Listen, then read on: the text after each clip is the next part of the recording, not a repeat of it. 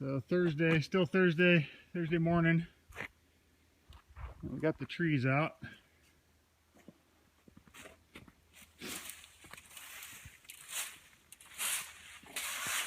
Hauled the logs off already.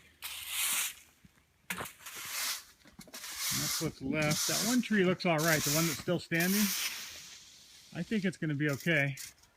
It doesn't seem to be uprooting or doing anything, so we're going to obviously cut that stump off of there, pull it off of there, and then we'll just be left with that one tree.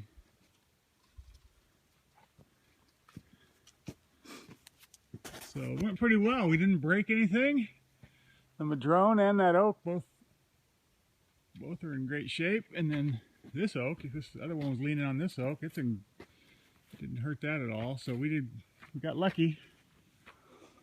Sometimes they get intertwined in there and just want to break everything, but anyway.